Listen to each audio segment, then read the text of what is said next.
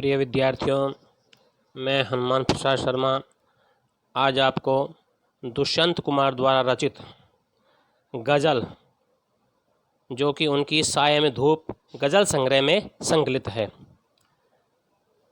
तो मैं इसके विषय में आज आपको पढ़ाने जा रहा हूँ। तो गज़ल का पहला शेर देखिए।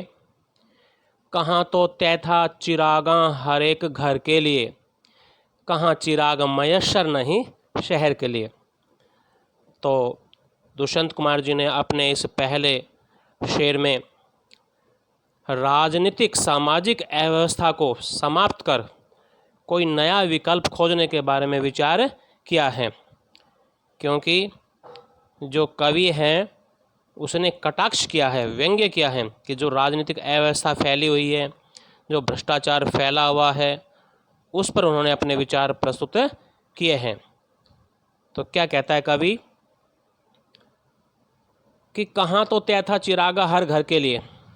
कवि राजनीतिक अव्यवस्था के बारे में अपनी वाणी को अभिव्यक्ति देता हुआ कहता है कि देश की आज़ादी को प्राप्त कर लेने के बाद यह तय हुआ था, यह निश्चित हुआ था कि प्रत्येक घर को रोशनी देने के लिए सुख सुविधा रूपी चिराग निश्चित रूप से प्रदान किए जाएंगे।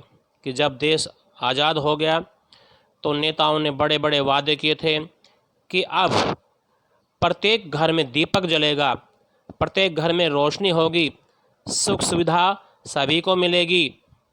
परंतु आज तो स्थिति यह हो गई है कि कहाँ चिराग मयस्सर नहीं शहर के लिए, कि आज तो स्थिति ऐसी बन गई है कि घर तो क्या, पूरे शहर को रोशनी देने के लिए एक चिराग भी, एक भी दीपक उपलब्ध नहीं है। कवि का कहने का भाव यह है कि घरों को विभिन्न प्रकार की सुख सुविधाएं उपलब्ध करवाने के लिए बड़े बड़े आश्वासन दिए गए थे, लोगों को सब्ज बाग दिखाए गए थे, परंतु हुआ क्या कि वे सारे के सारे आश्वासन झूठे सिद्ध हुए, आश्वासन धरे के धरे रह गए। दो चार घरों की तो बात दूर, पूरे के पूरे शहर को जीने के लिए सुख सुविधाएं नहीं मिल पाई हैं।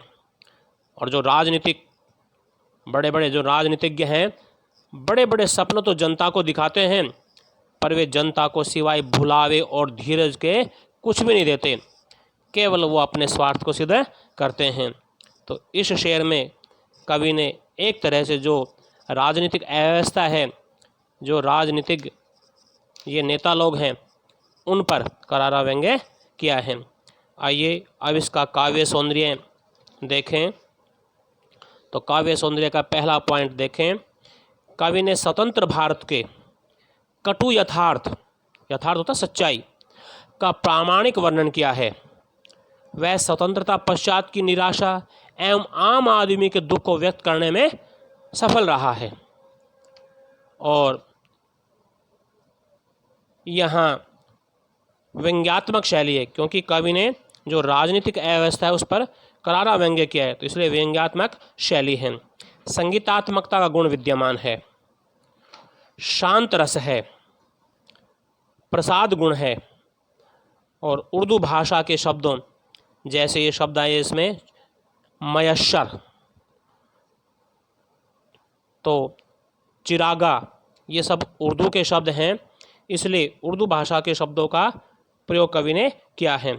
और कवि की जो भाषा है, खड़ी बोली, जो ये भाषा है कवि की, ये भावों को अभिव्यक्त करने में सफल रही है। और भाषा सहज है, सरल है, प्रवाहमयी है। कवि की अभिव्यक्ति का जो ढंग है, जो तरीका है, वो बड़ा ही तीखा है, धारादार है।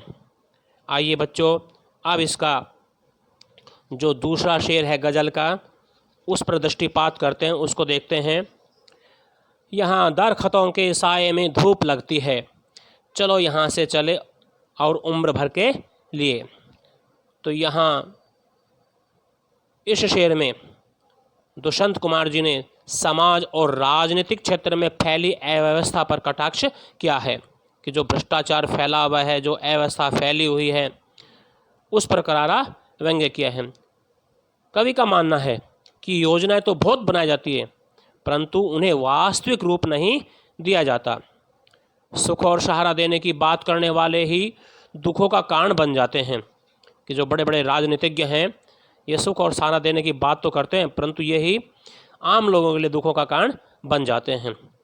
तो इन्हीं भावों को अभिव्यक्ति देता हुआ कवि कहता है कि वृक्षों को, पेड़ों को इसलिए लगाया गया था कि धूप न लगे, परंतु आज उन्हीं वृक्षों की छाया में बच्चों क्या लगने लगी है? धूप लगने लगी है। कवि चाहता है कि अब यहाँ से सदा के लिए चले जाना ही बेहतर होगा, कि चलो यहाँ से सदा के लिए यहाँ से निकल जाएं, यहाँ से चले जाएं, ऐसा कवि मानता है। अर्थात कवि ने यहाँ राजनैतिक अव्यवस्था के विषय में कटाक्ष किया है कि जनता को अनेक प्रकार की सुख सुविधाएं देने के लिए बड़ी बड़ी बातें की जाती हैं, जनता को सबज बाग दिखाए जाते हैं कि उन्हें बड़ी बड़ी सुविधाएं मिलेंगी, सुख मिलेगा, परंतु वही सुविधाएं आम जनता के लिए, आज जनता के लिए दुख का पर्याय बनकर रह गई हैं। बच्चों, जैसा जानते हो, अदालतों की स्थापना किस लिए होती है? न्याय के लिए। अस्पतालों की स्थापना किस लिए होती है? आम आदमी को चिकित्सा मुहैया कराने के लिए, चिकित्सा उपलब्ध कराने के लिए। परंतु आज देखते हो अदालतों में न्याय नहीं रहा, लोगों को अपनी सुविधाओं से ही दुखों की प्राप्ति होने लगी है। इसका कोई विकल्प तो निकलना ही चाहिए, कोई समाधान तो इसका होना ही चाहिए। जब अपने ही वृक्ष छाया देने की अपेक्षा धूप के ताप का अनुभव कराने लगे तो वहाँ से चले जाना ही बेहतर है।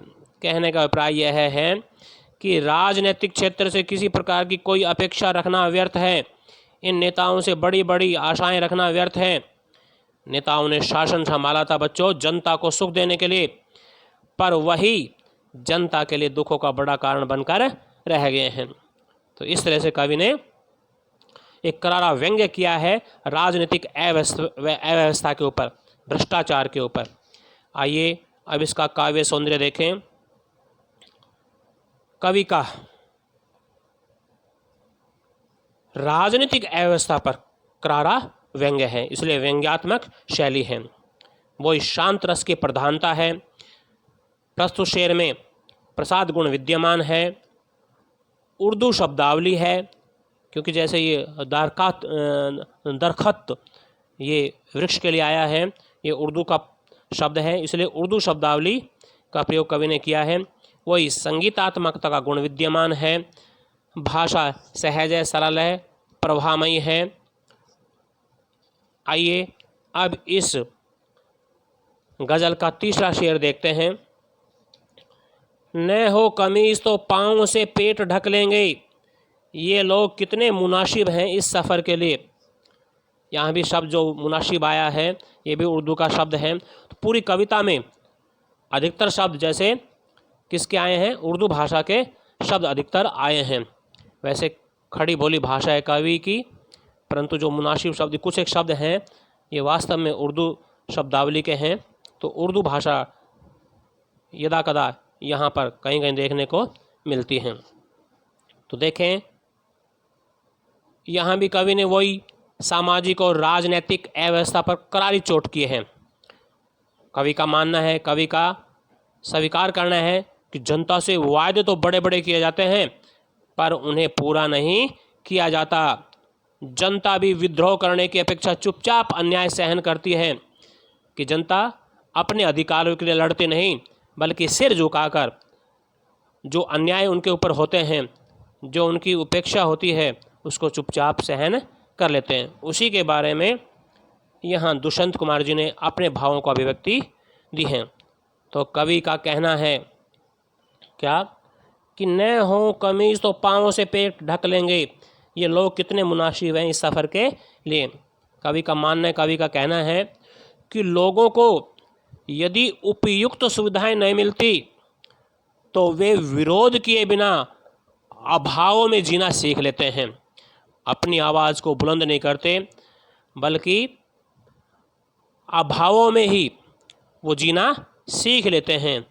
यदि इन्हें पेट ढकने के लिए कमीज उपलब्ध नहीं हो पाती तो ये भोले लोग अपने पाँव से ही अपने पेट को ढक लेंगे। ऐसे हैं ये लोग। वास्तव में अव्यवस्था की इस यात्रा के लिए ऐसे लोग उपयुक्त हैं। कैसे लोग? जो अपने हक के लिए, जो अपने अधिकारों के लिए क्रांति का बिगुल नहीं बजाते, क्रांति का झंडा नहीं उठाते, बल्कि अन्याय को चुपचाप सहन कर लेते हैं। तो ऐसे लोग ही जो ये अव्यवस्था की यात्रा चली हुई है इसके लिए उपयुक्त हैं। कहने का अभिप्राय कि अव्यवस्था का साम्राज्य तभी चल सकता है जब कोई उसके विरुद्ध आवाज़ नहीं उठाता। यदि लोग राजनैतिक क्षेत्र में फैले भ्रष्टाचार आदि बुराइयों के खिलाफ आवाज़ बुलंद नहीं करेंगे, तब तक उन्हें अभावों में जीना पड़ेगा, ऐसा कवि का मानना है। और अव्यवस्था का राज्य जो शासक हैं उनका राज्य इसी तरह से फलता फूलता जाएगा। कवि ने यहाँ संकेत किया है कि नेताओं के द्वारा जनता की गरीबी हटाने के कितने ही प्रयत्न किए जाते हैं, कितने ही उनको सपने दिखाए जाते हैं, पर सब खोखले सिद्ध होते हैं, सब झूठे सिद्ध होते हैं।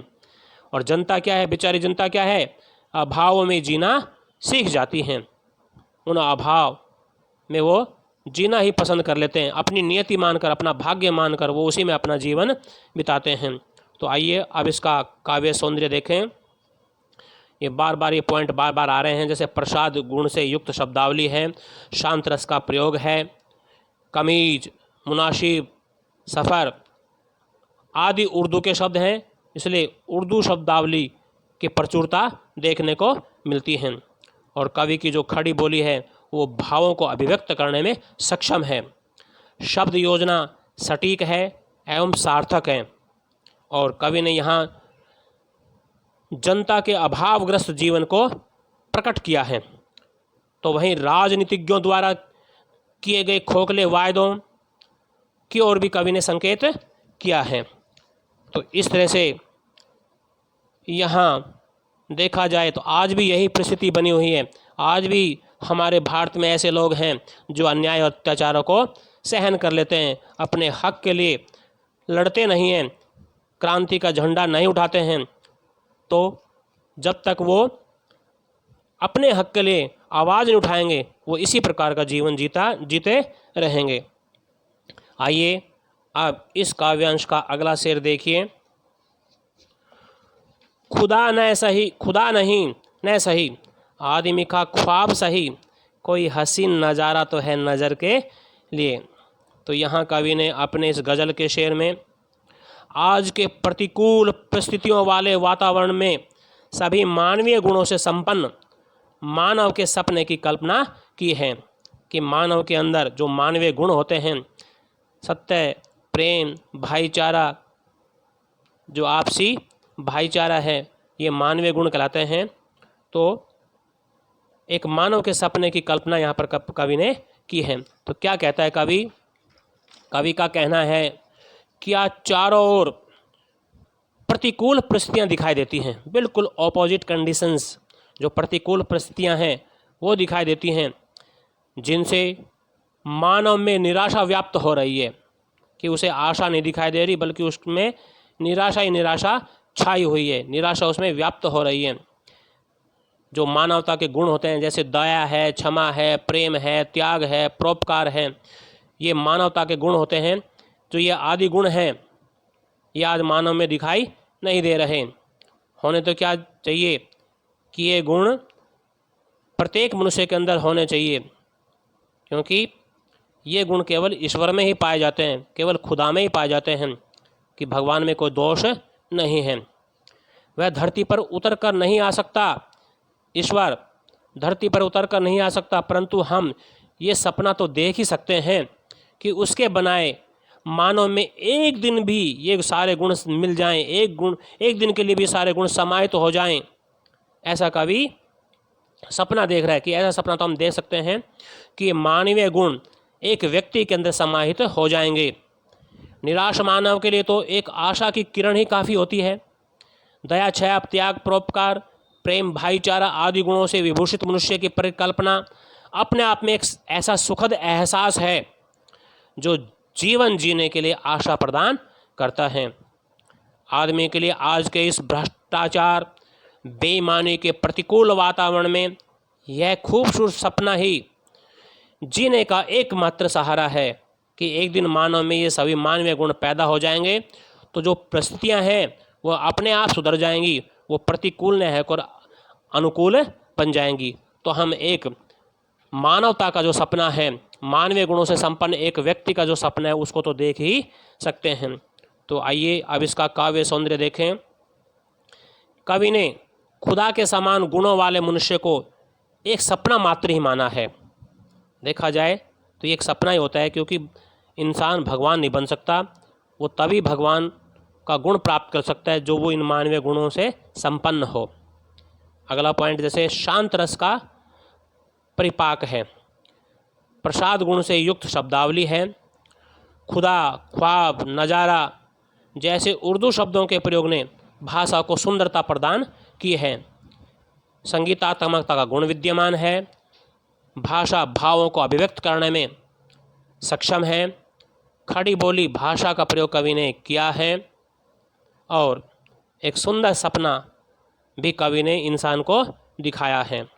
आइए अब अगला गज़ल का अगला शेर देखते हैं।